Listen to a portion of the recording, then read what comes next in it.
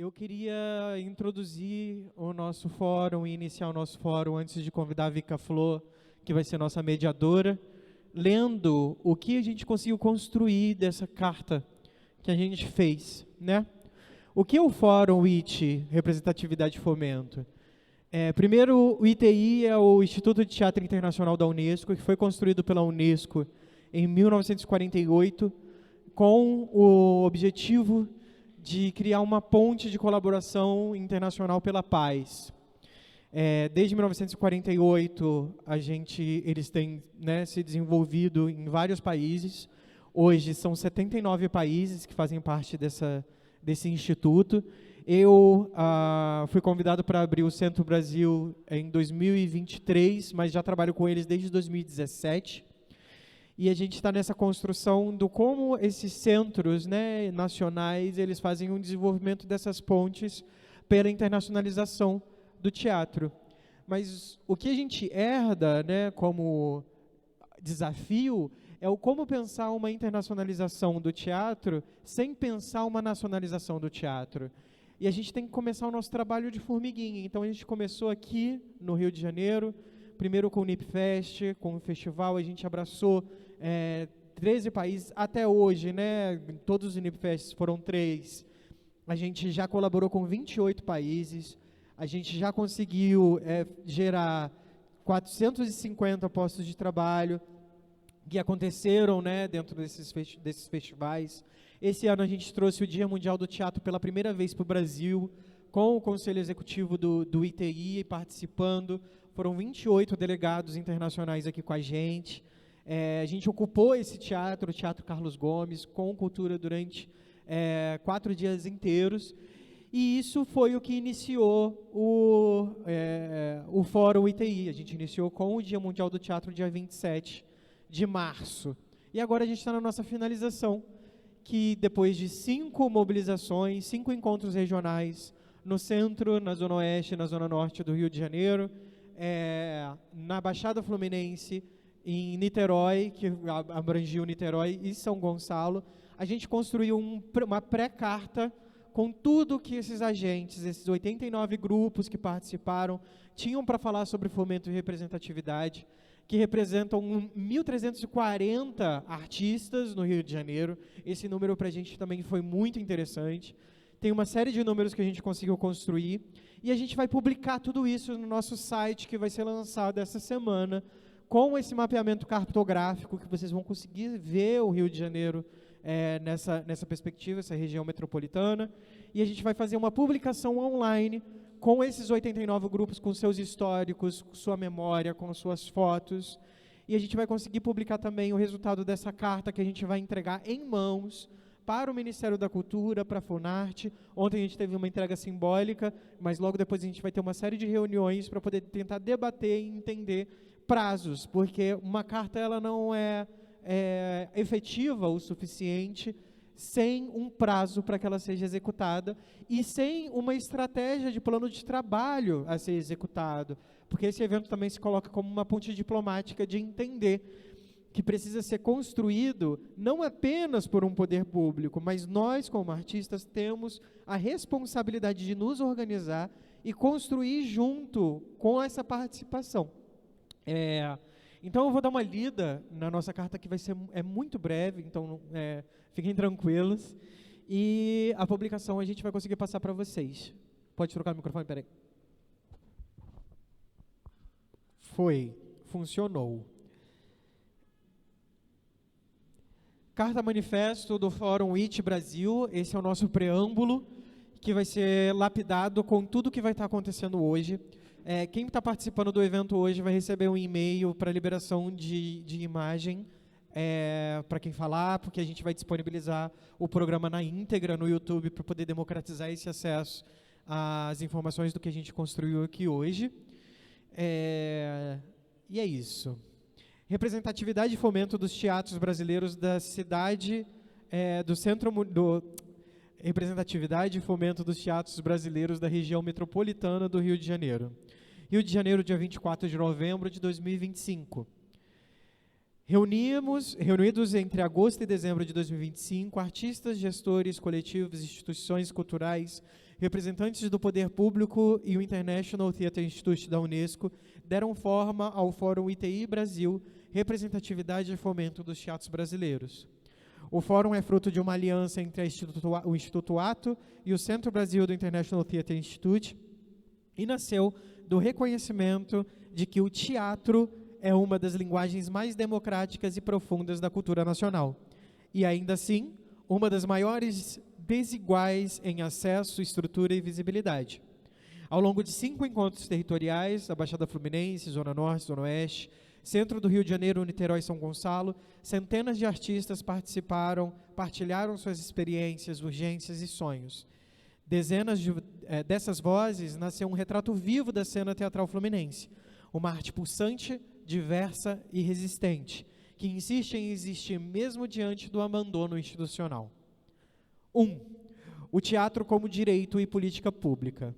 Diagnóstico. Das escutas regionais emergiram eixos comuns e todos os territórios. Infraestrutura precária e concentração de equipamentos culturais nos centros urbanos. Baixo acesso ao fomento direto e alta burocracia dos editais públicos. Falta de políticas de continuidade inviabiliza trajetórias artísticas sustentáveis. A ausência de espaços de ensaio e convivência, especialmente nas periferias.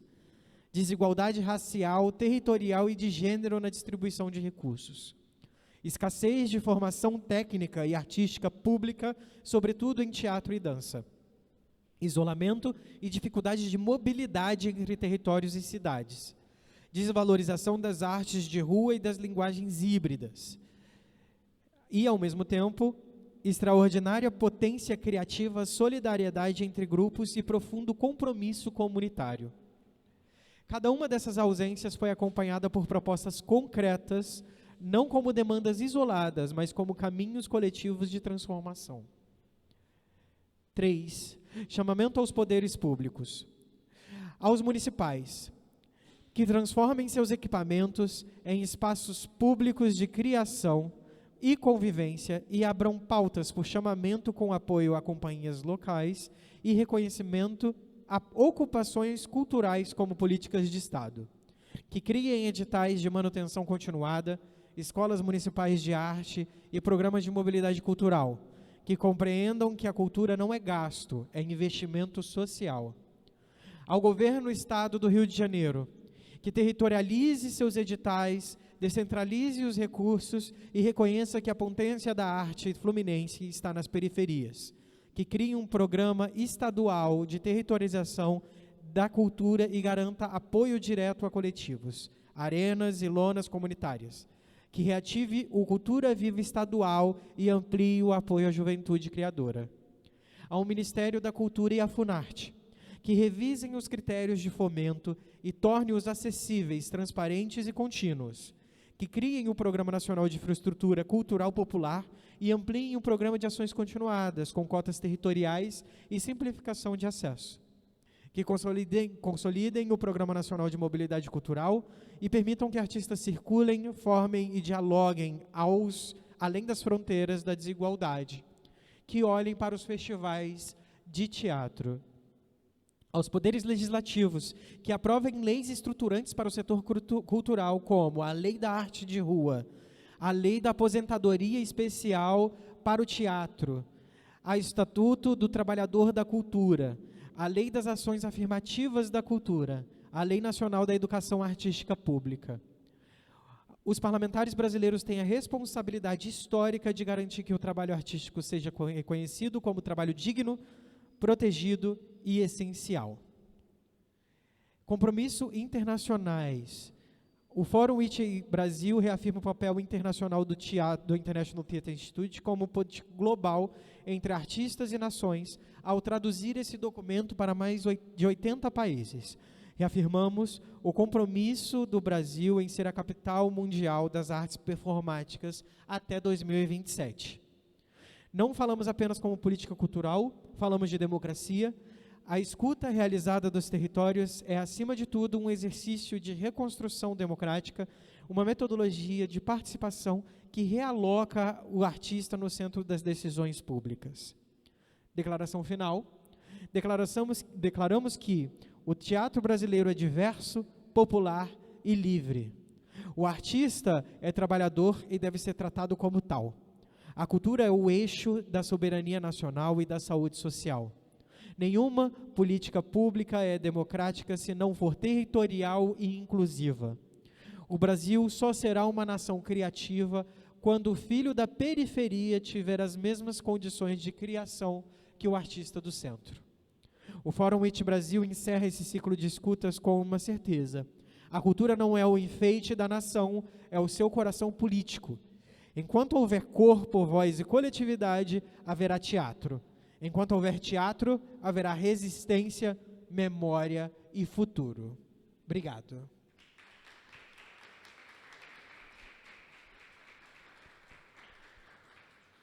Eu queria ler quem assina essa carta, porque essa carta foi criada por várias mãos e eu preciso visibilizar esses grupos e agradecer a todos eles, em especial o grupo Ciclomáticos, que nos recebeu na sua casa para o fórum acontecer lá no centro, as lonas municipais, a Gilberto Gil, a Fernando Torres em Madureira. Foi muito caloroso a recepção dessa galera. O Maquinho em Niterói. A gente tem muito a agradecer à Secretaria Municipal de Cultura de Niterói e à Secretaria Municipal de Cultura aqui do Rio de Janeiro, que nos cedeu o espaço aqui no Carlos Gomes. Devo estar esquecendo alguma coisa, mas eu vou conseguir me retratar em breve. Assinam essa carta o Centro Brasil do International Theatre Institute Unesco, a Instituto Ato, o Renca Coletivo de Teatro, Punks, Confraria de Palhaças e Palhaços da Baixada Fluminense, Escola Fábrica de Atores, a Sala de Espetáculos Amir Haddad, Trupe Investigativa Arroto Cênico, Surgiu na Hora, Retomades, Grupo Código, Coletivo Corsário, Complexo Negra Palavra, os Ciclomáticos, Saia da Casinha Produções, Coletivo Arauê, CTI, Comunidade Teatral Independente, Supera Cia Teatral, Teatro Caminho, Confraria do Impossível Terreiro Contemporâneo, Dramaturgias Afirmativas Brasil Afirmativo, Ninguém Me Ensinou a Morrer, Cia Poiésteses de Teatro, Entreatro, Coletivo Portal 11, Teatro na Zona Norte, Cia Teatral Sonhateiros, Grupo Teatral As Lucianas, Cena Vaga, Cia Pequeno Otelo, Coletivo Iaiás, Safira Casa Cultural, Grupo Café, Quintal Brasil, Grupo Nós Destinos, Lau Artes Cênicas, Piores do Mundo, Cia Dois Barquinhos, Novos Talentos Cursos de Teatro, Elenco Teatral Amantes da Arte, Trupe Silvas de Teatro, Lendo e Performando, Cia Móvel de Teatro, Dobra Teatro, Nave de Pandora, Selma Grupo e a Baiomi. Rio de Janeiro, Brasil, 2025. Eu queria convidar aqui agora, então, para iniciar o nosso ciclo de debates, que vai ser babado, eu posso falar assim, fico feliz. Vica Vicentina Flor, bem-vinda, meu amor.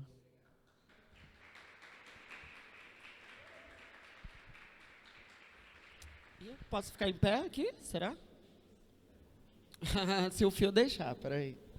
Olá, gente, boa tarde, bom dia. Meu nome é Vicentina Alves Flor, também conhecida como Vica, sou MC, atriz, exibicionista, travesti, estou com um vestido rosa na altura da perna, um sapato branco de sandália, de salto, tenho meu cabelo crespo, raspado e loiro. Bom, eu vou começar explicando a dinâmica da mesa e depois que a gente terminar a mesa, eu gostaria também de convidar a plateia para poder a gente fazer um resumão, as considerações finais e também trocar durante os intervalos da mesa para a gente deixar reverberar as ideias e os tensionamentos aqui gerados, né? A gente vai fazer assim, a gente tem 3 mesas para acontecer hoje, elas não podem ultrapassar os 50 minutos, gente, porque daí a gente vai ter 10 minutos aí de intervalo para a gente poder recuperar o fôlego, recuperar os ânimos.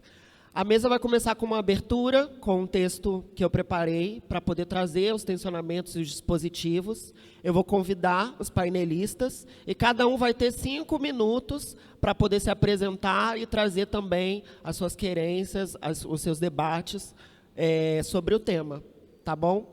Depois disso, a gente abre para a plateia para poder fazerem perguntas ou fazerem comentários. E a gente vai, se a plateia não quiser propor nada, eu também trouxe algumas perguntas guias. E a dinâmica aí já pode ser livre. Quem quiser, responde, mas vamos também contribuir para um debate democrático. E não se podem passar aí uns 20 minutos, tá bom, gente? E daí a gente abre 1 minutinho de considerações finais e é isso. A gente não tem como controlar o tempo e eu não sou uma mediadora que gosta de atrapalhar o fluxo de pensamento também. Então, eu queria, se possível, acordar com vocês.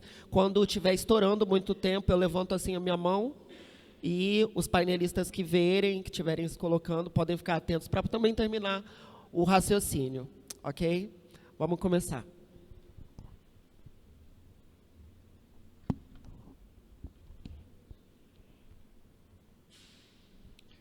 Bom, primeira mesa de hoje, senhoras e senhores, companheiras e companheiros de cena. Falar de representatividade e fomento dos teatros no Rio de Janeiro é falar também de território, de acesso e de reparação histórica, por que não, né? Em uma cidade marcada por contrastes profundos, nós não podemos aceitar que apenas alguns bairros, alguns corpos e algumas estéticas sejam vistas, financiadas e celebradas. É urgente fortalecer políticas que descentralizem os recursos, ampliem circulação e garantam que grupos de diferentes regiões tenham condições reais de criar, existir e ocupar o palco.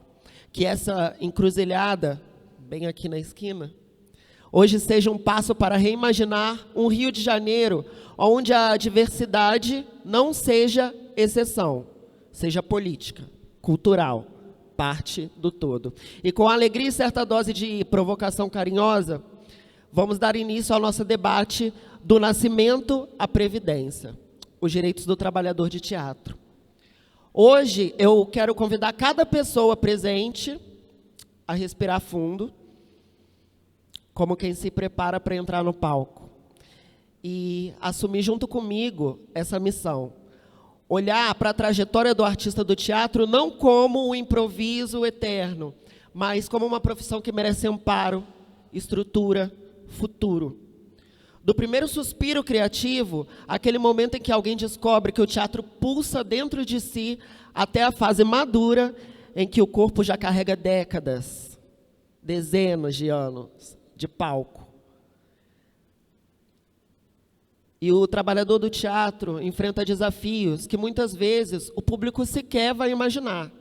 Entre temporadas incertas, vínculos de trabalhos frágeis, projetos descontínuos, exigências técnicas, riscos físicos, emocionais, há ainda a necessidade de pensar em direitos básicos. Registro profissional, remuneração justa, proteção social, acesso à saúde, maternidade, paternidade, aposentadoria, sim, gente, aposentadoria. Porque o artista, ele não vive apenas de paixão, né? Embora seja ela que também nos mova. A gente também vive de dignidade, e a dignidade precisa de políticas concretas. Nosso encontro hoje também não é para lamentar, tá, gente? Deixar isso nítido. Mas a gente quer tensionar e com afeto. Quero propor que a gente converse sobre caminhos possíveis, enfrentando mitos que rondam a profissão. Aquela coisa de que o artista nem trabalha, ou de que a criação dispensa direitos, e o de que a instabilidade é parte natural da vida do artista. Estamos aqui justamente para questionar essas narrativas e também construir outras. Que nós possamos, ao longo desse papo, abrir para relatos, divergências, concordâncias, dúvidas, desejos, e que o debate seja firme, porém acolhedor. Afinal, se o teatro é um lugar de revelação, que essa tarde também seja um momento para pensar não só na arte que a gente faz, mas nas condições que permitem ou impedem que ela continue existindo com força, beleza e responsabilidade. Sejam todos bem-vindos.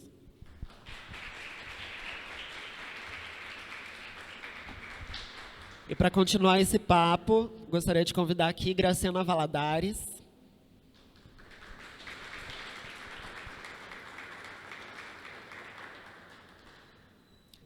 Fica à vontade, amiga. Vinícius Longo.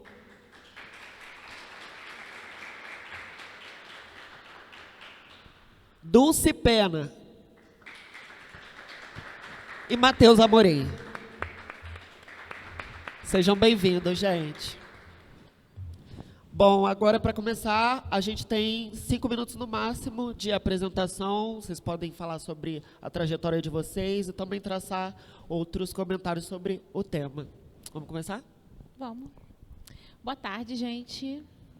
Boa tarde, gente. É que esse tema, né, traz a gente fica já refletindo, né? Eu cheguei já conversando com a Dulce, né?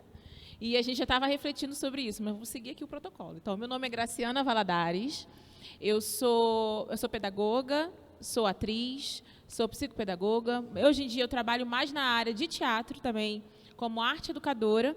Eu tenho um projeto social chamado Teatro na Zona Norte, que fica lá em Cavalcante, na Zona Norte, na periferia aqui do Rio de Janeiro. E essa temática assim, me fez refletir. Assim, eu fui voltando em tudo que eu faço. E até quando eu cheguei, falaram, não, você vai falar sobre a sua prática. E realmente, né, a gente vivencia essa questão da previdência o tempo todo. Só que isso na faculdade, no curso técnico, por exemplo, não tem uma disciplina em que nos ensina a lutar pelos nossos direitos, a rever nossos direitos, saber sobre lei, saber sobre tudo. E aí vem a profissão do artista como, ele está ali fazendo por vocação, é um dom. Eles tá fazendo por amor, né? Já vi essa frase aí. Paga com sorriso. Não, a gente tem conta, nós somos trabalhadores, somos profissionais, estamos ali exercendo o nosso trabalho, estamos gerando renda, gerando outros trabalhos. Quando a gente vai fazer um espetáculo, ali tem vários trabalhadores, tem a pessoa do som, tem a pessoa que está atuando, tem a pessoa que escreveu. Então, todos ali deveriam ter os seus direitos certos. Só que aí o que a gente vê também, né? Que na área teatral, o nosso trabalho, muitas das vezes, é instável. A gente está o tempo todo procurando um novo trabalho. Você tem a questão dos editais, que tem um tempo curto. Tem a questão das próprias temporadas, que às vezes é um tempo curto. E aí não tem nada que nos dê aquela coisa, né? Até quando você aprende teatro, começa a fazer curso de teatro e fala, faz um outro curso para te dar estabilidade. Né? Eu ouvi muito isso quando eu comecei a fazer teatro. E eu lembro que a minha tia falou, ela está fazendo teatro, é para distrair, né? Mas manda ela fazer um outro curso, tanto que eu tenho pedagogia. Que aí te dá estabilidade, aí no seu tempo vago você vai lá e faz teatro. E quando a gente quer o teatro como profissão mesmo, viver daquilo, trabalhar com aquilo, como que a gente... Eu fiquei questionando isso, eu estou trazendo aqui para a gente conversar sobre isso também, né? Que é uma temática que, até eu como professora, também trago isso para os adolescentes, né? Como vou se sustentar? Eles perguntam, como a gente sustenta? Como é que eu consigo trabalhar sempre? A gente não trabalha sempre. E aí eu fico pensando de que forma poderia-se ter editais, por exemplo, de formação continuada. Um edital que gere emprego por um tempo mais longo, indeterminado. E que nos dê também base para poder... Esse é o principal ponto, eu acho, que ficou reverberando na minha cabeça, na formação, porque eu passei por uma formação na Unirio e formação técnica em arte dramática, e nenhum desses 2 pontos me falou sobre isso, me ensinou sobre isso. Na vida, na prática, é que a gente vai aprendendo. Você vai assinar o contrato, mas o que está escrito naquele contrato? Quais são os meus direitos? Aí você vai procura por experiência, muitas das vezes. O fulano que está mais tempo no mercado, como é que ele pode me dar uma ideia e me ajudar a ver se aquilo ali está certo, se está errado, como é que vê aquele contrato? E CLT? Como é que é ser CLT no ramo do teatro? Como eu consigo isso? Que concurso é esse? E fora o trabalho independente, né? Eu também faço parte de companhia que trabalha de forma independente. E aí o que gera recurso são os editais. Só que aí os editais, né? Aí já é uma outra conversa também, que não chega onde, por exemplo, você acabou de falar, né, Vika, sobre território, né? Eu sou do território da Zona Norte do Rio. Eu tenho um projeto social há 6 anos. Em 6 anos, a gente é a primeira vez que ganha um edital mínimo para fazer o mínimo. o projeto ele é sustentado porque a própria comunidade apoia e a comunidade vai lá e vai junto, e vai seguindo. E eu, por conhecer muitas pessoas, as pessoas apoiam o projeto e acabam ajudando dessa forma. Mas não é dessa forma, né? É um projeto social que está ali com várias crianças, mais de 300 crianças passaram por ali, ou estão passando por ali, sem um fomento, sem uma forma, por exemplo, eu não recebo naquele projeto. E vendo isso como direito, como uma escola de teatro, onde estão ali os recursos para a Zona Norte, para o território? Porque, muitas das vezes, essa questão do fomento chega, assim, muito mais na Zona Sul e no centro da cidade. Ou então para grupos que já estão há muito tempo aí, né, trabalhando e fazendo, e a gente que está começando, os grupos independentes que estão aí, né? Onde estão? Onde está isso para a gente se manter e a gente fomentar? Porque e grupos de pesquisa? Porque, às vezes, o que interessa a alguns editais é o que está no comercial. E o que a gente faz, o que faz pensar, né? Porque o teatro que eu faço e o teatro da qual me convidam, ou então eu estou como atriz, eu sempre penso qual é o meu lugar ali. Eu sou uma mulher preta, periférica. Então, o que eu estou fazendo ali no palco? O que eu estou dizendo? Por que eu estou ali? Então, esse tipo de teatro, o que eu percebo, poucas das vezes chega esse fomento para aquele lugar. Então, eu acho que a discussão que eu trago aqui, né, a provocação, é mais nesse sentido, do território, do fomento, como que a gente pode estar vendo os nossos direitos. Você falou de aposentadoria, né? Como a gente vai chegar lá na aposentadoria? Quais são os direitos, quais são o INSS, todas essas questões que não nos é ensinado na escola. Obrigada, Grace. É muito importante você tocar nesses pontos de descentralização dos recursos, mas também, ao mesmo tempo, é muito louco, porque quando a gente procura a formação, a gente não aprende sobre o mercado. E existe um mercado centralizado em algum lugar. E não que a gente queira fazer parte também. Mas a gente precisa aprender as ferramentas, porque lá, quando eu entrei na universidade, eu não pensava em aposentadoria, gente. E isso agora é para a gente real, mas quanto tempo a gente já está galgando, né, nessa prática artística? Bom, vou passar a palavra agora para o Vinícius, seja bem-vindo. Bom, gente, boa tarde. Antes de mais nada, queria dar os parabéns para todos vocês que estão aqui numa terça-feira de tarde para conversar sobre teatro e sobre as nossas construções. Eu acho isso tão importante e, ao mesmo tempo, não é tão comum, né? A gente que faz política pública, enquanto sociedade civil, a gente percebe que muitas vezes o calcanhar de Aquiles é na participação social. E muitas vezes a gestão pública que não quer construir a construção desses direitos sociais acabam não fazendo pela nossa própria falta de organização. Então, antes de mais nada, queria dar os parabéns para vocês, queria dar os parabéns para ao ITI Brasil e agradecer por estar aqui compartilhando. Bom, meu nome é Vinícius Longo, eu sou artista periférico, eu sou nascido e crescido no Complexo do Alemão, e para eu começar a fazer arte eu tive que sair do meu território. Eu tive que fugir de casa, que meus pais não me apoiavam ser artista, que existe ainda essa construção de que arte não dá dinheiro, que arte é uma coisa de vagabundo, e que hoje em dia não é mais essa realidade, nunca foi, na verdade. Essa é uma construção de narrativa que não faz sentido, muitas vezes, mas ela ainda é muito forte na nossa sociedade. E eu fui para a Lapa, eu fiquei durante 6 meses morando na rua e dividindo residência em espaços de cultura no território. E aí eu vivi de tudo. O início da minha trajetória foi na rua. Então, eu me considero um artista de rua, eu me considero, antes de mais nada, um poeta marginal e depois um palhaço. E nesses 2 anos, na minha trajetória ali, eu consegui compreender de forma muito caótica o que é a cultura. E a cultura é um misto de malandragem e negócio. Né? Porque é um bando de gente que sabe como fazer, mas fica tentando subverter as regras e fazendo a sua própria coisa e tentando se dar bem e tentando não fazer as coisas como deveríamos ser, mas muitas vezes, talvez, pela própria falta de não saber como fazer, mas também, de uma certa forma, de querer mais e não compartilhar. E aí eu faço esse desenvolvimento e depois desse tempo eu volto para a Zona Norte.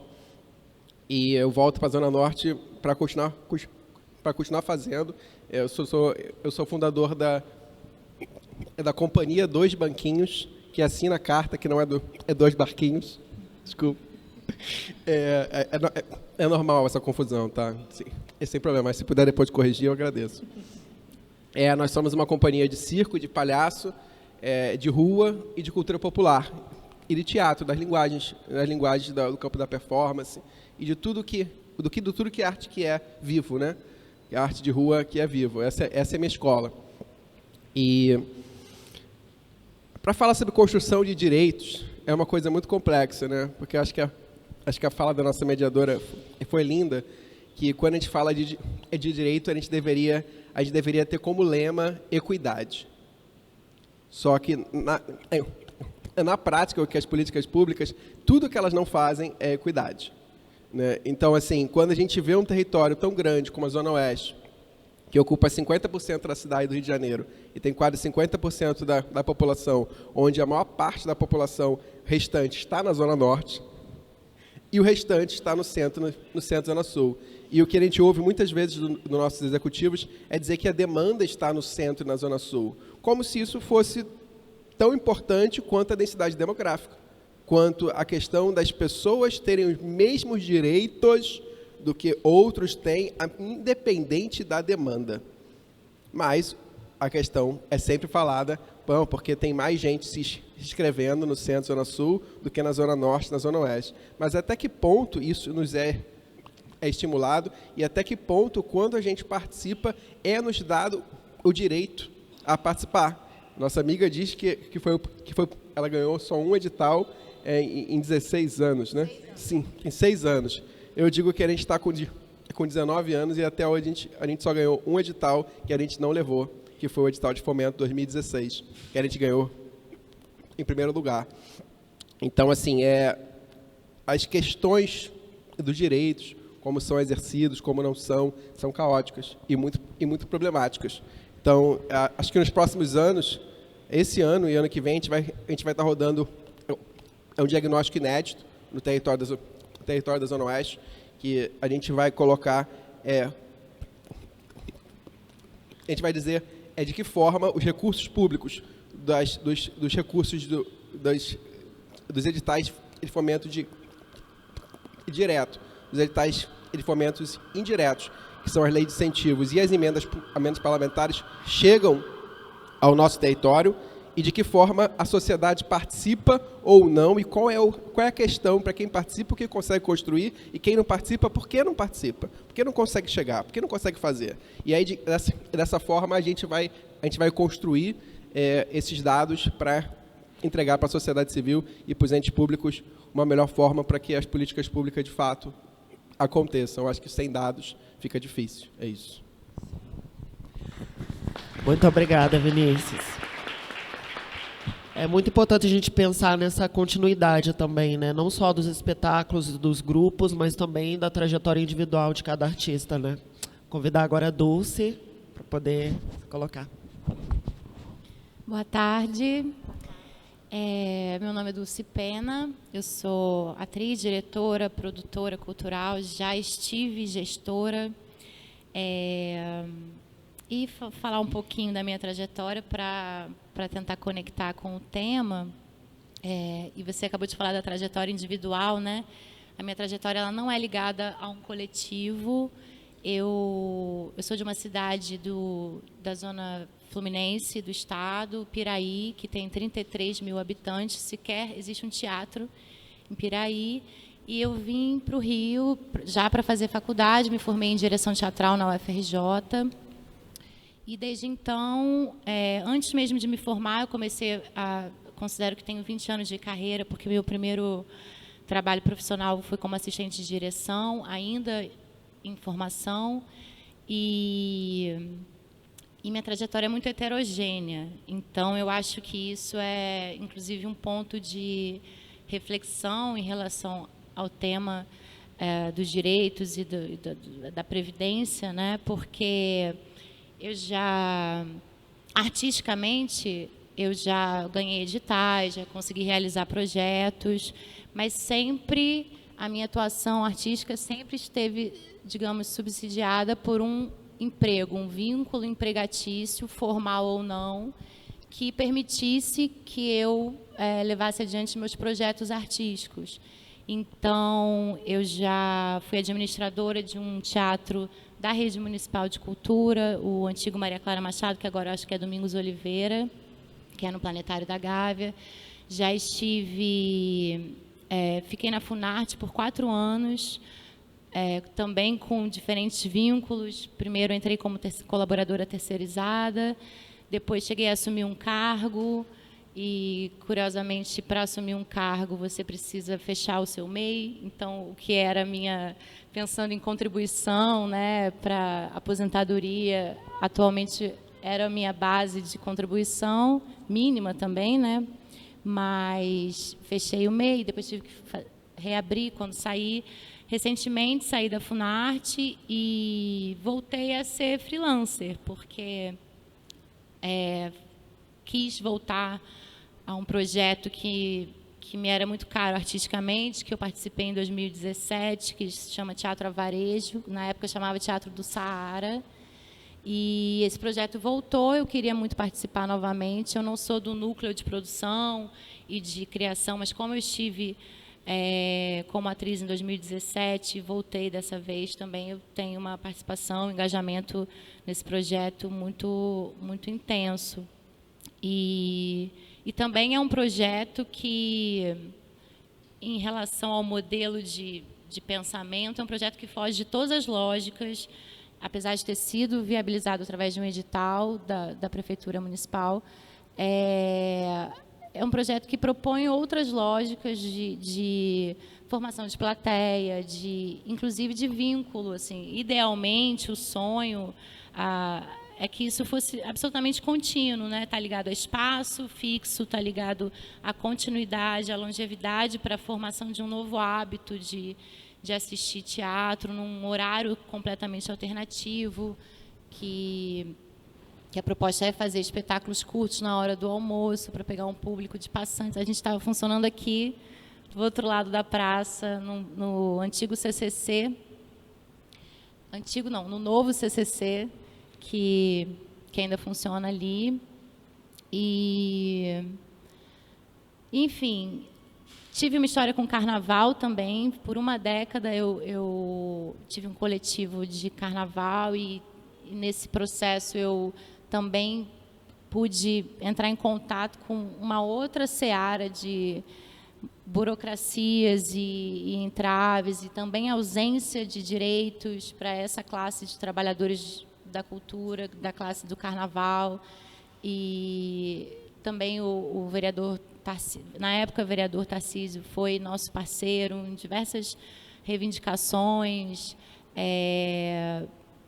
para pensar, né, a ocupação da rua, a ocupação artística da rua e a sazonalidade do carnaval, que é um evento anual, mas como é que esses grupos se mantêm ao longo do ano todo. Enfim, na Funarte eu pude experimentar o lado de dentro, né, o outro lado, gestar editais, elaborar, poder dialogar com a sociedade, com o setor do teatro, entender um pouco mais das demandas. E o Vinícius falou uma palavra que eu acho que é chave, que é a questão do mapeamento, né? Como a gente vai falar dessa grande lacuna sem entender os recortes, né, e os números mesmo, os dados. Então, eu acho que se existe um mecanismo atualmente que a gente pode lançar a mão para pensar na solução dessas desigualdades e dessa grande lacuna que são os direitos para os artistas, pensar nos mapeamentos de dados, assim, porque a partir de então a gente poderia pensar em projetos e soluções, né? Acho que é isso, depois a gente conversa mais. Obrigada, a gente vai conversar mesmo. Bom, eu sou de Barra Mansa. Ah, colega do Sul Fluminense. E eu entendo esse caminho também de se movimentar cambando, né? Um pouco sozinha, um pouco perto de todo mundo. Sim. E também centralizar, né, os lugares, né? E saber que Barra Mansa, para mim, é o meu centro. Sim. Matheus? Oi. Eita. Boa tarde, gente. Boa tarde. Tudo bem? Tudo certinho? Primeira coisa, eu fico muito feliz de poder estar numa mesa com artistas fora do centro da cidade. Isso eu acho muito bonito. Fico muito feliz. Meu nome é Matheus Amorim, eu tenho 25 anos e sou um artista de Nova Iguaçu, que é uma cidade da Baixada Fluminense do Rio. De Nova Iguaçu também?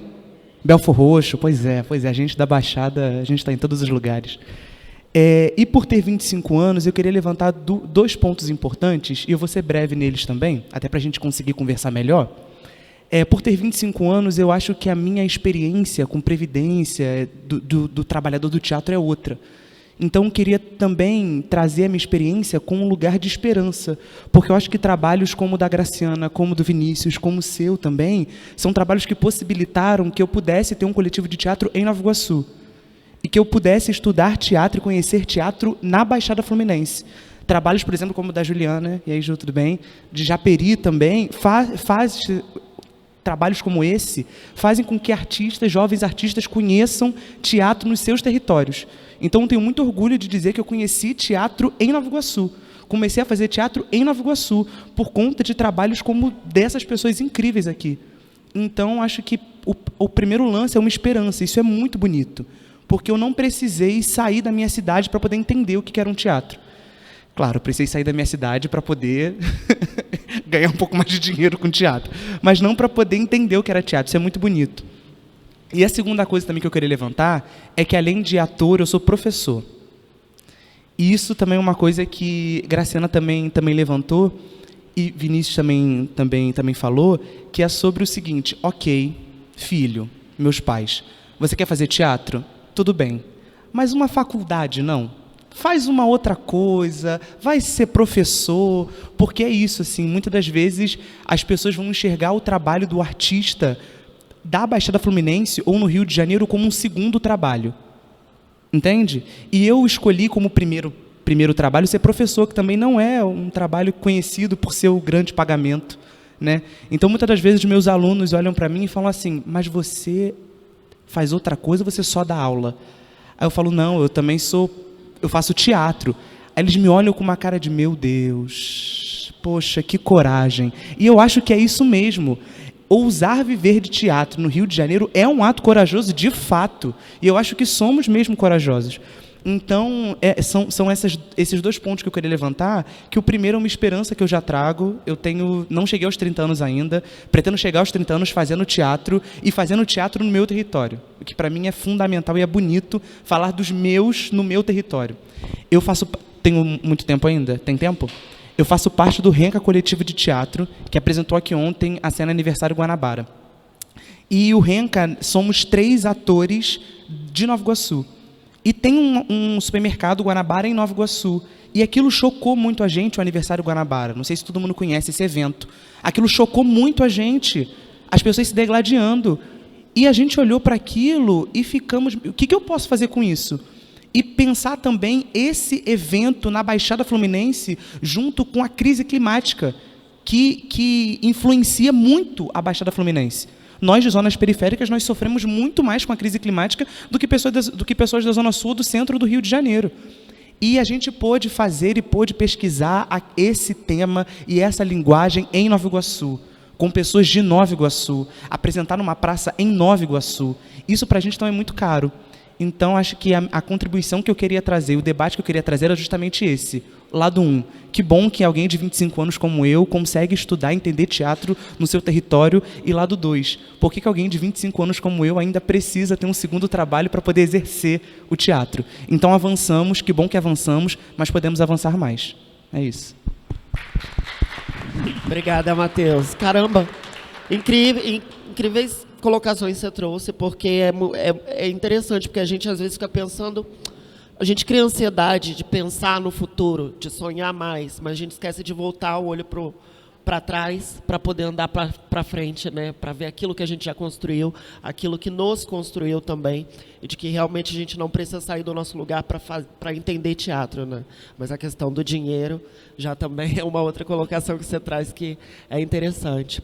Gente, vamos abrir agora perguntas à plateia, e a gente pode fazer uma dinâmica livre. Vocês podem fazer perguntas diretas, mas vamos também democratizar, se quiserem perguntar para a mesa inteira, vamos aproveitar que essas pessoas estão aqui e elas podem trazer contribuições imensas para esse diálogo.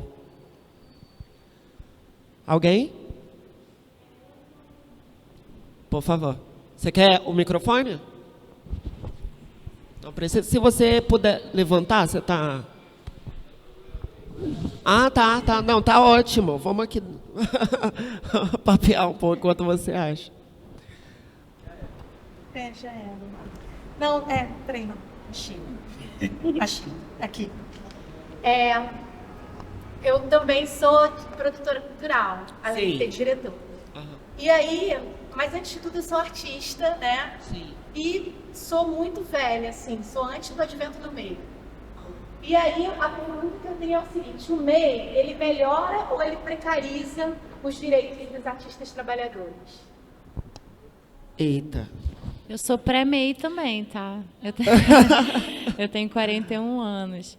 Posso começar? Então, eu toquei nesse ponto do MEI na minha fala, porque eu estava até pesquisando algumas coisas para vir para essa mesa. E, olha, eu acho que é uma faca de dois gumes, assim, porque, na verdade, a gente não tem algumas... Né, ator, por exemplo, não tem exatamente no MEI, né, esse serviço. Pois parece piada, né? Pois mas enfim, como produção cultural, abarca ali, né, e é aceito, mas pensando no ponto de vista previdenciário, eu acho que ajuda, porque através do MEI a gente consegue fazer uma contribuição para o INSS que de outras formas a gente não faria, mas para chegar no teto do valor de aposentadoria, a gente tem que contribuir com 20% a mais, porque o MEI a gente parece que recolhe 5%, e para a gente chegar no teto, que aí vai garantir uma aposentadoria, dependendo do tempo de contribuição, se for por idade, que eu acho que é em torno de 65 anos, a gente vai conseguir o salário mínimo na aposentadoria. Mas para atingir o teto, a gente tem que ter uma contribuição extra de 20%, que aí, enfim, dependendo do tempo, acho que dá cerca de R$ 1.500 por mês de contribuição. Então, é um pouco cruel, né, essa matemática, assim, mas do ponto de vista previdenciário, eu acho que não está ainda nos moldes que poderia estar, mas eu acho que, não sei se facilita todos os aspectos, mas nesse aspecto eu acho que é um ponto positivo, enquanto a gente não tem algum outro mecanismo. Legal, obrigada. Para você, Graça, acha que o MEI funciona? Você tem uma relação, uma experiência? Então, em partes, né? Tem esse ponto que a Dulce trouxe, mas que alguns trabalhos ultimamente não têm aceitado mais MEI, né? Tá num processo de transição para virar micro. E tem trabalhos que não aceitam, tipo, até editais não aceitam. Se você vai fazer algum trabalho pessoal, tipo, vou fazer uma participação, não aceitam. E aí a gente fica naquela, né? Aí você tem que contribuir com um valor maior, e aquela coisa da gente ter trabalho para poder pagar o MEI, né? O que foi que aconteceu com muitos, acho que foi ano passado, né? Que passaram a régua geral em quem não estava pagando, e aí obrigou todo mundo a virar micro, e aí se quisesse voltar tinha que... É todo um processo, eu passei por isso, por quê? Porque a gente paga quando a gente está trabalhando, a gente não tem trabalho, como podia pagar? E aí a gente acaba criando uma dívida enorme, e aí está em esse processo. Enfim, eu passei por isso, essa questão de pagar, e que hoje eu sou micro, por conta disso, para eu conseguir trabalhar em mais lugares e conseguir entrar em edital, conseguir ter mais lugar para poder receber, eu preciso deixar de ser MEI. E eu sinto que esse processo vai acabando com o direito e acaba criando dívidas em quem não está trabalhando, e quem precisa trabalhar precisa mudar para um lugar que às vezes você não quer, mas você é obrigado a ir para você conseguir trabalho. Então é bem contraditório. Obrigada, Graça. E aí, Vinícius, nessa sua malandragem, como é que o MEI funciona? Bom, acho que é o seguinte, eu acho que eu estou no time da Dulce, que é o meio do caminho. Eu acho que ele possibilita a entrada sem burocracia de pessoas que querem fazer e que só precisam de um CNPJ, muitas das vezes, porque essa construção é através de uma legislação de um tribunal de contas que exige uma prestação de contas e muitas das vezes, para que essa pessoa que não tenha MEI participe, o custo é muito maior. Então, não tem outro caminho, né? Está colocado dessa forma. Mas, ao mesmo tempo, acho que antes de falar dos mais, eu falo sobre aspectos positivos.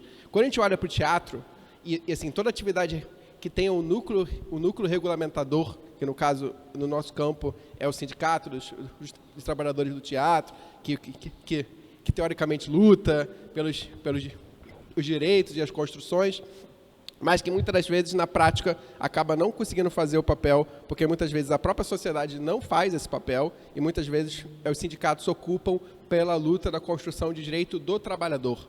E muitas vezes nem todos se identificam como trabalhadores, enquanto trabalhadores, né? Acho que a gente teve uma construção no nosso país da figura do trabalhador, que hoje já não é mais a figura do trabalhador dos anos 80.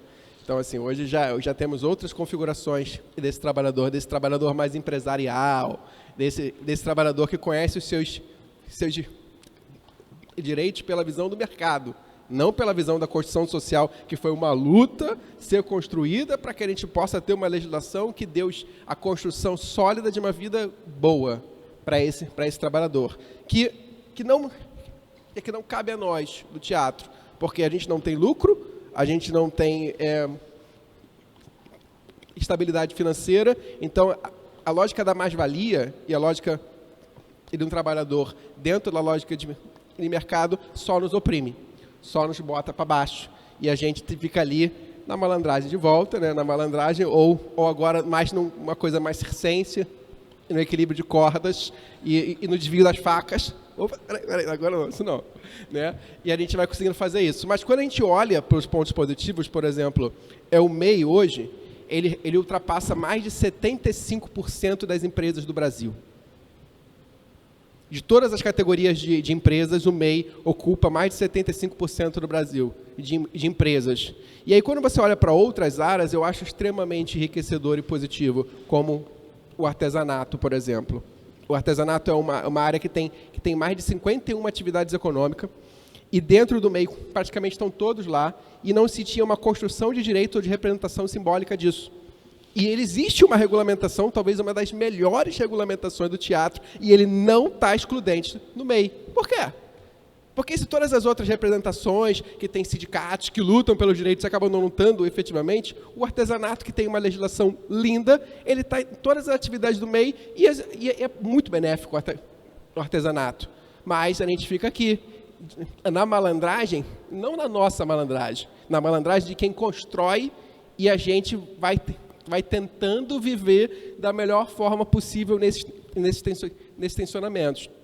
Então, eu acho que tem pontos positivos com mais de um ano desse pagamento do MEI, você já tem direito ao auxílio doença em caso de invalidez, você já tem o auxílio maternidade para o caso de mulheres que se tornem mães, e outras construções que a gente não tinha, então, ponto positivo. Mas, ao mesmo tempo, o que mais? Né? E aí, se a pessoa não tem essa visão própria enquanto mercado, de construir a sua própria aposentadoria, os seus próprios fundos de investimento, as suas próprias visões mercadológicas do capital, que não é do trabalhador, ela fica naquele lugar eterno e ela não vai viver uma realidade diferente do que o Cartola viveu. Ela vai viver a mesma coisa. Bom, bateu. Fechar a mesa? Já? Nossa, peraí, então, só deixa o Matheus responder a relação dele com o MEI e a gente parte para as considerações finais, 1 minuto. E a gente Vou falar rapidinho, então, para a gente poder fechar a mesa. Não, tô brincando. Então, eu não experienciei algo sem o MEI, né? Para mim, é a única forma que eu encontro de não legitimar, não é essa palavra, também não é legalizar, mas é de me ajudem nessa palavra, formalizar, obrigado, esse trabalho. Então, eu acredito nos benefícios que isso causa, né? É a forma que eu tenho de formalizar esse trabalho que por muito tempo foi visto muito como algo mambembe, algo feito, sabe? Como segundo trabalho, feito só na paixão, porque também é isso, né? Teatro, mas quem te paga é o público. Quem te paga são os aplausos. Calma lá, né? A Light vai bater lá em casa, eu não vou aplaudir o homem da Light. Mas, então, eu acredito como essa forma... Por mais que a gente encontre esses empecilhos de edital agora, essas questões de gastos gigantes, né, que você tem que pagar de imposto, eu acho que é a forma que a gente encontrou no momento de formalizar esse trabalho que por muito tempo foi informal. Então, eu me agarro a isso, ok, é o que eu tenho agora, claro, sem entender ou sem torcer para que seja a fronteira final. Cheguei aqui, não tem mais para onde ir.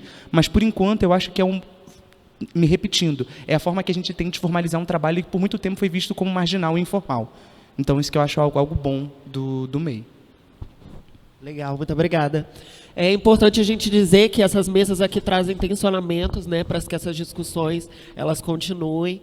E considerações finais, 30 segundinhos, se quiserem deixar a rede social também, divulgar algum trabalho, algum projeto, fiquem à vontade.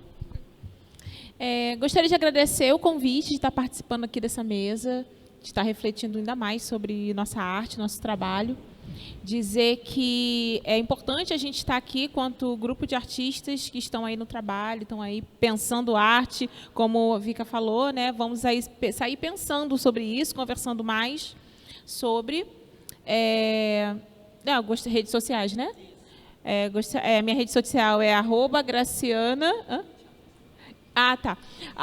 @Graciana.Valadares com 2 L's, e a rede do meu projeto é Teatro na Zona Norte. A gente vai ter uma apresentação agora no dia 6 de dezembro, às 3 horas, lá em Cavalcante, no espaço que a gente tem aula. E estou em processo de doações de livros. Eu estou arrecadando livros infantis, para jovens, para todo mundo, porque é o nosso Natal solidário. É a forma que eu tenho de dar de presente para as crianças o presente de Natal. Qual é o presente de Natal? Dar livros. Então, eu fico arrecadando na internet livros para arrecadar para eles e para a comunidade de Cavalcante. Então, se vocês tiverem livros, puderem compartilhar as coisas que eu estou postando lá, é uma grande ajuda. Obrigada. Muito obrigada a você, Graça. Vinícius?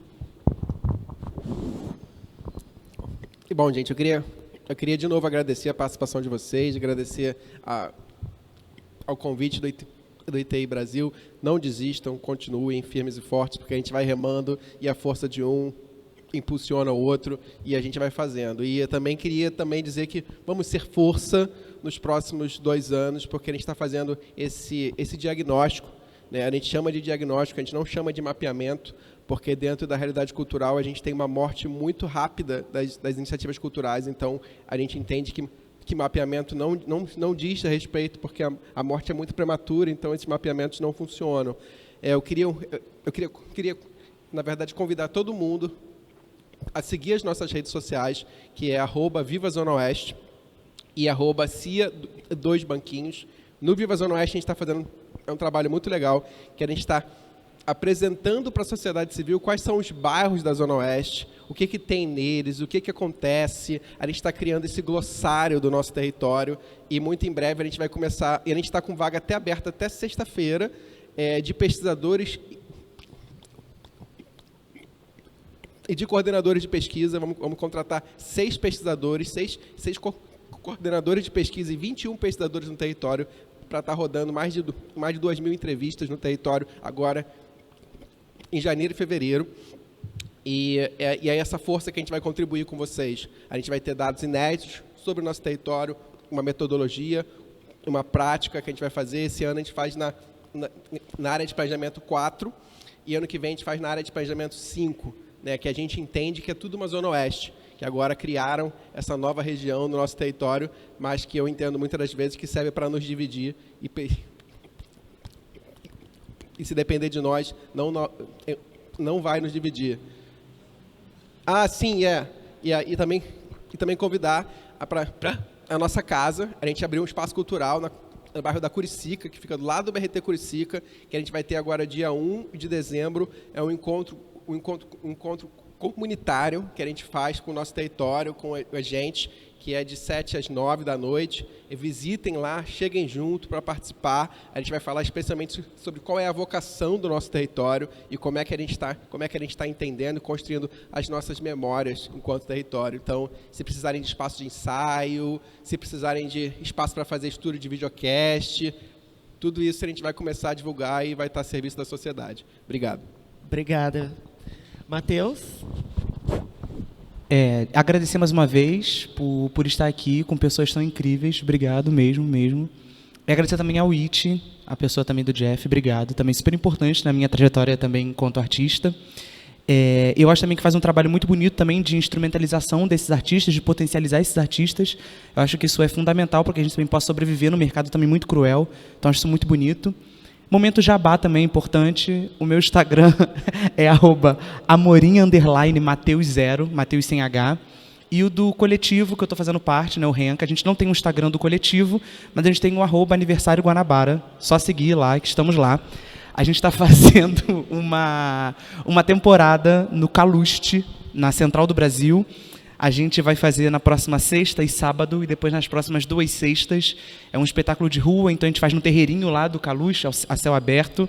Então tem sido muito legal. Estou esquecendo alguma coisa? Produção, fala tu. Também vamos fazer aonde? Nos Teatros de Guinol. Que dia, produção? No dia 14. Obrigado, chegou aqui no meu ponto.